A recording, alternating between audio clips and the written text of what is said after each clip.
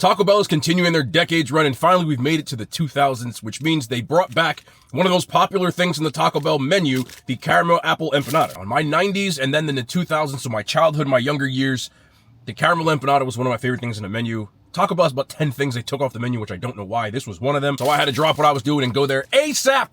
Drop a thumbs up, man. You guys already know the vibes. I know there's a lot of y'all that hear me say drop a thumbs up or like, subscribe, you know the vibes, but it really does help. I hate doing the YouTuber call to action thing. I do think it's cringe, but every time I say it, the videos tend to do better, so I'm saying it again. I love y'all, man. Anyway, caramel apple empanada. These cost $2.99 a piece. They're really popular. On the inside is an apple pie filling, but it has caramel instead of what your normal cinnamon type of vibe is. I haven't had one of these in forever. Neither has anybody because they didn't bring them back. We'll talk about that later. Oh, God. Oh, my God. I got 2 for a reason. I already knew. I should have like 7. But this is the interior shot. The one thing that will be missing from this, from what I remember, and it just dawned on me again, there's no actual apple in here.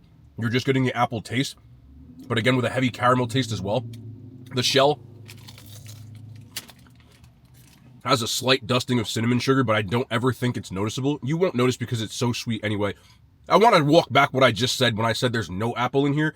When I say there's no apple, you're not going to get the big chunky pieces of apple that you get in, say, like a McDonald's apple pie or even a Popeye's apple pie. They're really, really small. So you don't really get a lot of them in there, but the taste is there. The best part about this is everything. I forgot how damn good these were. No, I didn't. Why did they get rid of these again?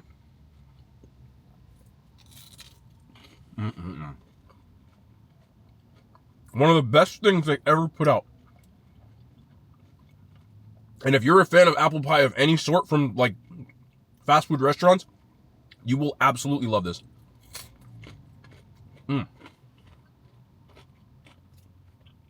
That made me look. I'm like 45 degrees in my chair because it's so good. But no joke. I don't normally tell you to go to Taco Bell. This is the time to go to Taco Bell. Get that. It is absolute heat on a fast food scale. I'll give it a 9.5 out of 10. I swear to you, one of my favorite desserts of all time. I don't know why they get rid of things that people like at Taco Bell, but it's their thing. I do have one more, but I got some other stuff that I want to show you guys, or kind of like a menu hack. The last time I showed you guys, they have a price thing on their menu where you put your price in and they pick out things in the menu. And I do think it's a great idea, but I wanted to make sure that people also knew at Taco Bell, there is already something on the menu that's probably better value for dollar. So I got their build your own box, and I said this every single time. I love their Crunch Wrap, the Cheez-It version. But the way that I get it, it costs almost $9. It's $8.67. So instead I got this box, and the box cost me $9 and change. And I got a Crunch Wrap Supreme with about 4 other things and a large drink. And it cost me the same price. So if you use the build your own option, they don't have the big Cheez-It tostada. So I got their regular Crunch Wrap Supreme and did what I always do. I subbed chicken and I added fries, which they didn't put in here because, you know, Taco Bell. Oh no, they're on the bottom. Thank you. And then I just got a Cheez-It. It costs $1 and I put it in there. They wrap this up so ass. Taco Bell today doesn't seem like they're on their game. It's still going to taste good though, but there we go. So I got all of this for $9 and change. The box cost $7.99. It cost 60 cents to add the tacos and the fries, and then I added that for $1, and it cost me $9. So here we go. Tastes like savings.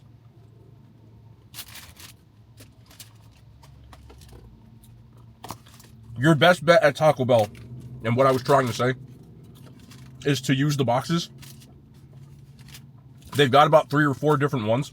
The most expensive one is $10. But if you build your own, it starts at $7. You can customize what you want on there. And you end up with, I got their green sauce from last time because I wanted to taste it by myself. I know I just got sidetracked. This was on their green burrito and I couldn't taste it. So I got a thing of it.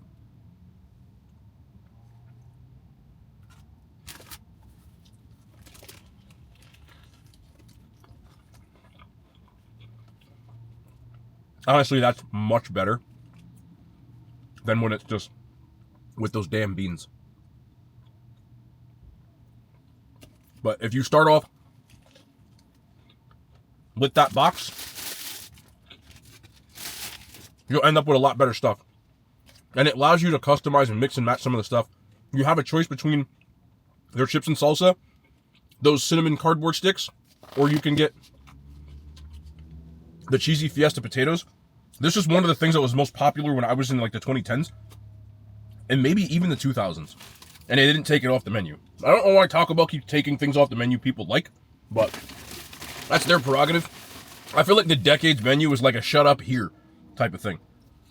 They just need to bring back that volcano that was out a while ago, and it won't be good to go. But along with the cheesy fiesta and the crunch wrap and a drink, you can get a medium or add a large for 10 cents. Yes, 10 cents. I also got their beefy 5-layer burrito. I made a lot of changes to it because I don't like their beef or their beans, but you can do that. Like, it costs, I think, an extra like 30 cents to make those changes.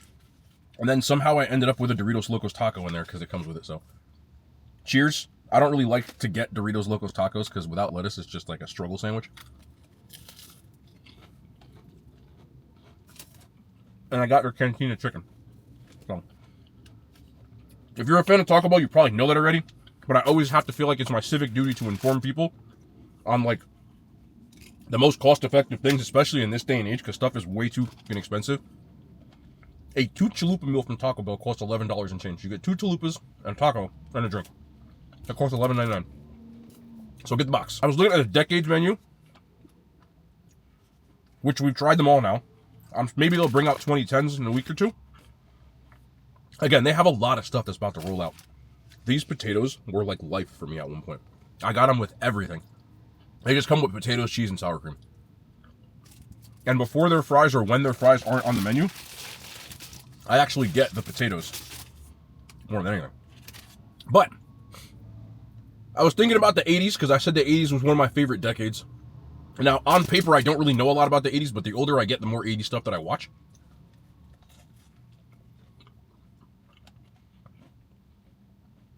As a fan of horror movies, the 80s was so unhinged, and I didn't really know that until I started watching 80s horror movies. People talk about how the world has changed so much, and I don't really think it has.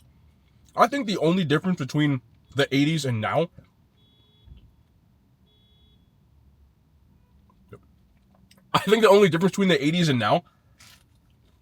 everybody's inner thoughts are out on the internet. You only knew what was in front of you back then.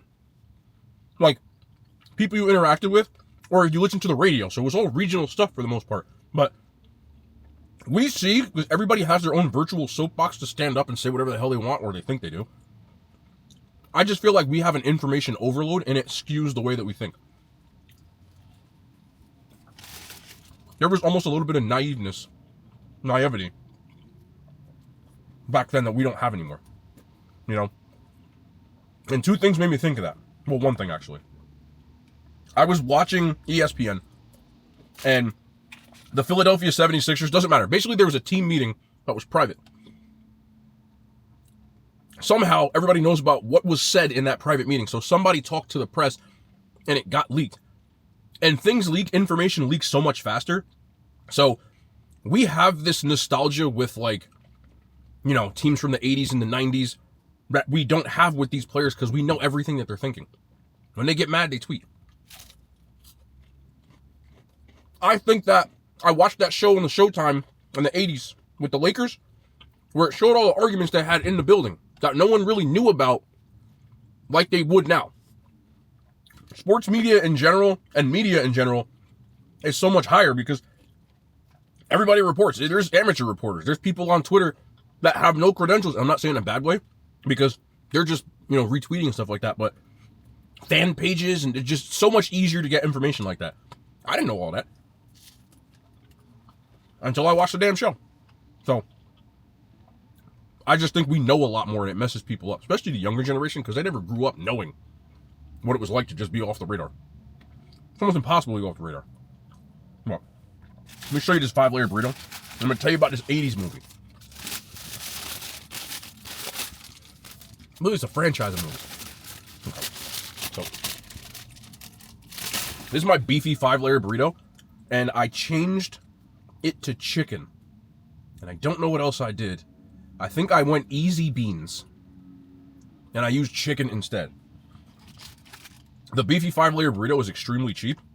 And you can change it to chicken for like 30 cents. And for me, again, I just don't like their ground beef at all. If you notice, there's no ground beef in my meal whatsoever. But anyway. So let me tell you about this 80s slasher stuff that was absolutely insane. From the early to I would say mid 80s, there was a ton of slasher films that came out. And what happened was with the, not the invention, but the mass production of VHS, similar to like anytime you bring out a new media, before that you had to have producers and go to the movies. That things went straight to video. So the B movie was born. Back then, before that, B movies were more grindhouse movies. You went to like small theaters and they showed crazy stuff. But now, no. You can have crazy movies in your own house. So, Halloween, a lot of slash movies came out that I bookmarked because I said I couldn't watch this. I finally got around to one called Slumber Party Massacre. It came out in the early 80s. Okay?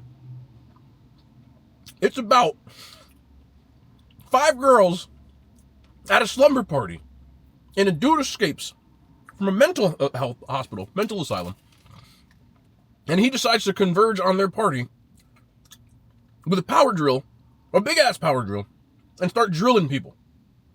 Like, you know, people with a drill. That's the whole plot. Now, slasher films in general have very thin plots.